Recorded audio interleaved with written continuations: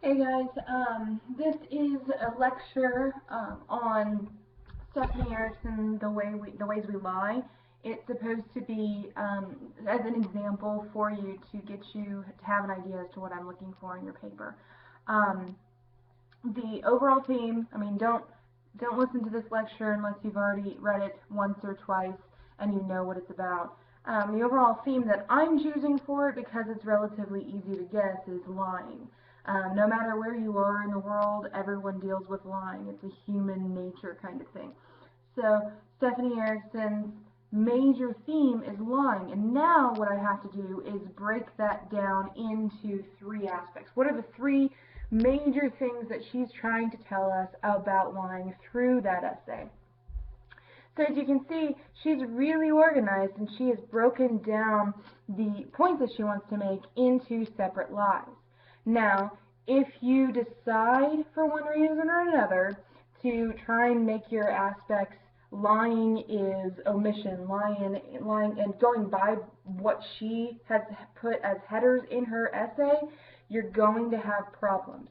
I'm warning you right now that you can't have body paragraphs just be lying is omission and then give me examples, because you have to have three examples in each body paragraph. That will not provide you enough information.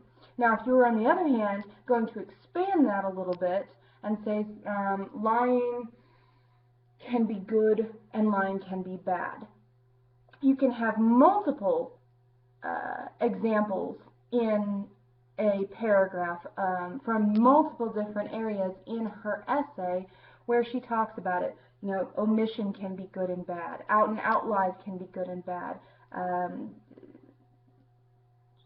The white lie is good and bad. You know, all of these are indications. So you see how if you narrow it too much by saying lying is omission, omission is going to be just what this paragraph is about, you're setting yourself up for failure, and you're not going to have enough information to satisfy the prompt of this paper. So the first thing I said, you know, obviously I'm saying that lying can be good and lying can be bad. There's a number of different areas where she has structured her paper, you know, by different types of lies, where you might be able to find information about that. So the three aspects that I chose to kind of go through here is that there are many ways to lie. That's the first thing that pops out at me because of how she's organized her essay. So I'm going to use that as one paragraph, one of my body paragraphs. And I'm going to prove that Stephanie Erickson wants us to know that there are many ways to lie.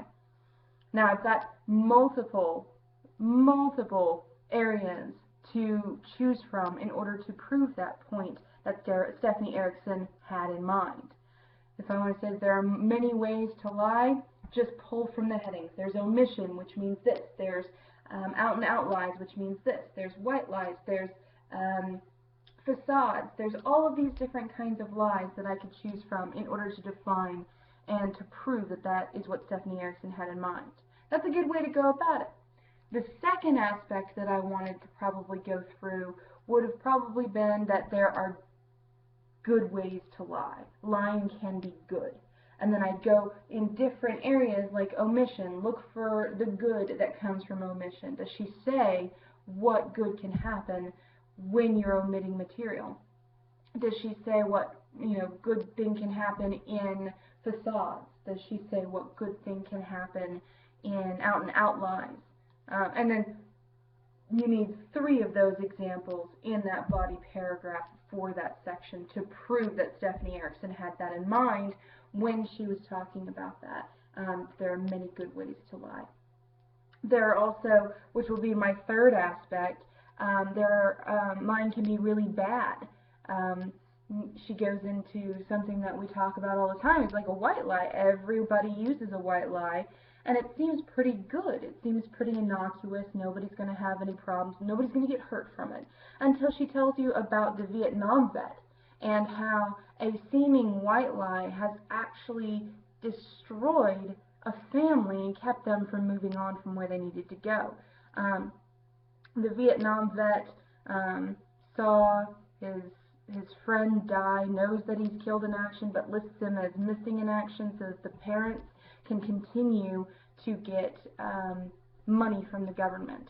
And in so doing, he will deny them their ability to mourn their child, their family member. So in this case, a white lie can actually do more harm than good. So I would bring that up as an example in that body paragraph as to how lying can be bad. Followed by two other examples, not necessarily the white lie, somewhere else where lying is bad, and there are a ton of areas where she talks about how lying is really, really bad. So that is basically how I would dissect it, and I would write it out in that brainstorming, in that fashion, and find different scenarios. Now, of course, you're going to have, you know, a transition. You're going to have topic sentences. But if you can get the meat of your document done, all the other stuff is much easier. You'll be able to find your thesis statement. Put your thesis statement up there first, and then construct everything around it after. It's really important that you get those points. And that's one of the reasons why I chose this essay prompt, this type of paper that I'm making you do, because I want you to think really hard about what points you bring to the table. Now, I did tell you just recently, and I gave you a warning about the Stephanie Ericcson. While it may be seemingly easy because of the organization that she's put into it, there are many pitfalls that you'll fall under, and you will not be able to make the 3 quotation or paraphrase mark in each body paragraph if you choose to do it the way that I described. That way being going by her list.